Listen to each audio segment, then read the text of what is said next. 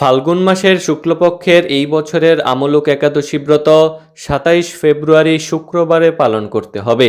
ভারত, বাংলাদেশ সহ সারা বিশ্বের সকল স্থানেই একই দিনেই এই আমলক একাদশী ব্রত পালিত হবে। তো আমলক একাদশী ব্রতের পরদিন পালনের সময়সূচি ভিডিওটির শেষে বিস্তারিতভাবে দেয়া হয়েছে। এখন আমরা আমলক একাদশী ব্রত মাহাত্ম্যকথা সম্পর্কে আলোচনা করব। যুধিষ্ঠির বললেন, হে কৃষ্ণ, মহাফলদাতা বিজয় একাদশীর কথা শুনলাম। এখন ফাল্গুন মাসের শুক্লপক্ষের একাদশী যে নামে বিখ্যাত তা বর্ণনা করুন। শ্রীকৃষ্ণ বললেন, হে মহাভাগ যুধিষ্ঠির, মান্ধাতার প্রশ্নের উত্তরে মহাত্মা বশিষ্ঠ এই একাদশীর মহিমা কীর্তন করেছিলেন। আপনার কাছে এখন আমি সেই কথা বলছি। এই একাদশীর নাম আমলকি। বিষ্ণুলোক প্রদানকারী রূপে এই একাদশী বিশেষভাবে মহিমান্বিত। একাদশীর দিন আমলকি বৃক্ষের তলে রাত্রি জাগরণ করলে সহস্র গাভিদানের ফল লাভ হয়। হে পাণ্ডুনন্দন, পূর্বে ব্রহ্মা রাত্রিতে দৈনন্দিন প্রলয় উপস্থিত হলে স্থাবর জঙ্গম সহ দেবতা, অসুর, রাক্ষস সব কিছুর বিনাশ হয়। তখন ভগবান সেই কারণ সমুদ্রে অবস্থান করেন। তার মুখপদ্ম থেকে চন্দ্রবর্ণের এক বিন্দু জল ভূমিতে পড়ে। সেই জলবিন্দু থেকে একটি বিশাল আমলকি বৃক্ষ উৎপন্ন হয়। এই বৃক্ষের স্মরণমাত্র গুদানের ফল দর্শনে তাহার দ্বিগুণ এবং এর ফল বক্ষণে 3 গুণ ফল লাভ হয়। এই বৃক্ষে ব্রহ্মা, বিষ্ণু আর মহেশ্বর সর্বদা অবস্থান করেন। এর প্রতিটি শাখা প্রশাখা ও পাতায় ঋষি, দেবতা ও প্রজাপতিগণ বাস করেন। এই বৃক্ষকে সমস্ত বৃক্ষের আদি বলা হয় এবং তা পরম বৈষ্ণব রূপে বিখ্যাত। অতএব এই শ্রেষ্ঠ ব্রত সকলেরই পালনীয়। এই একাদশী ব্রতের একটি অদ্ভুত ইতিহাস আপনার কাছে বর্ণনা করছি। প্রাচীনকালে বৈদিশ নামে এক প্রসিদ্ধ নগর ছিল। এই নগরে চৈত্ররথ নামে এক রাজা রাজত্ব করতেন। চন্দ্রবংশীয় পাশবিন্দুক রাজার পুত্ররূপে তিনি জন্মগ্রহণ করেন। তিনি অত্যন্ত শক্তিমান ও ঐশ্বর্যশালী ছিলেন। শাস্ত্রজ্ঞানেও তিনি ছিলেন সুনিপুণ।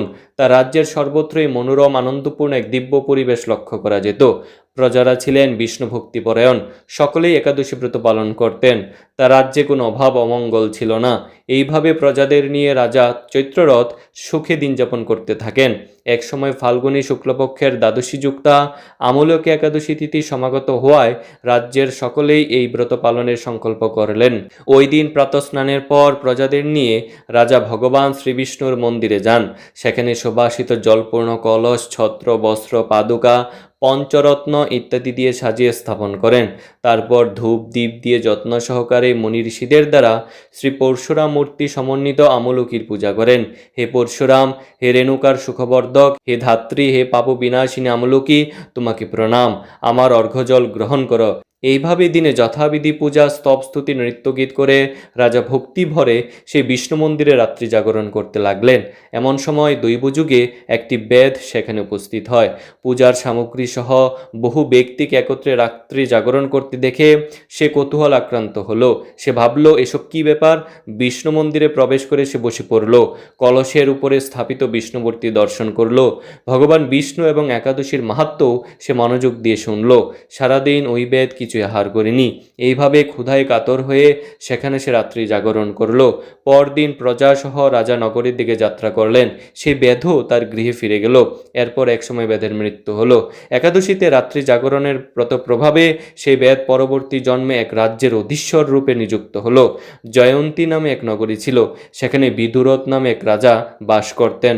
ওই বেদ বিদুরথ রাজার মহাবলী পুত্ররূপে জন্মগ্রহণ করেন। তার নাম হয় বসুরথ। 1,00,000 গ্রামের আধিপত্য তিনি লাভ করলেন। তিনি ছিলেন সূর্যের মতো তেজস্বী, চন্দ্রের মতো কান্তিমান ও পৃথিবীর মতো ক্ষমাশীল। বিভিন্ন সদ্গুণে ভূষিত বসুরথ পরম বিষ্ণু ভক্তি পরায়ণ হন। এই মহাদাতা রাজা একবার শিকার করতে গিয়ে পথ ভুলে যান।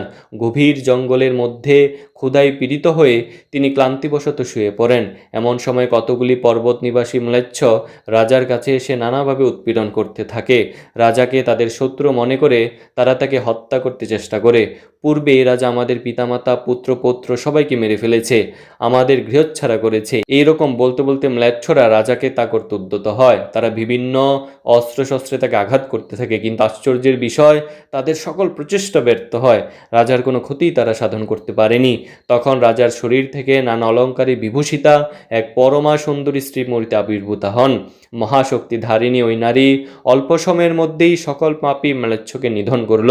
রাজার নিদ্রাভঙ্গ হলো। এ ভয়ানক কাণ্ড দেখে রাজা অত্যন্তই বিস্মিত হলেন। তিনি বলতে লাগলেন, আহা, আমার শত্রুদের তা করে কে আমার প্রাণ রক্ষা করলো? এমন কৃপালু কে আছে? আমি তার প্রতি আমার কৃতজ্ঞতা প্রকাশ করছি। এমন সময়ে দৈববাণী হলো, ভগবান কেশব ব্যতীত শরণাগতকে রক্ষা করবার আর কে আছে? তিনিই শরণাগত পালক। দৈববাণী শুনে তিনি ভক্তিযুক্ত চিত্তে গৃহে ফিরে এলেন। তারপর প্রজাসহ মহাসুখে ইন্দ্রের মতো নিষ্কণ্টক রাজ্য ভোগ করতে লাগলেন। বশিষ্ঠ বললেন, হে রাজন, যে মানুষ এই পরম উত্তম আমলক একাদশী ব্রত পালন করেন তিনি নিঃসন্দেহে বিষ্ণুলোক প্রাপ্ত হন।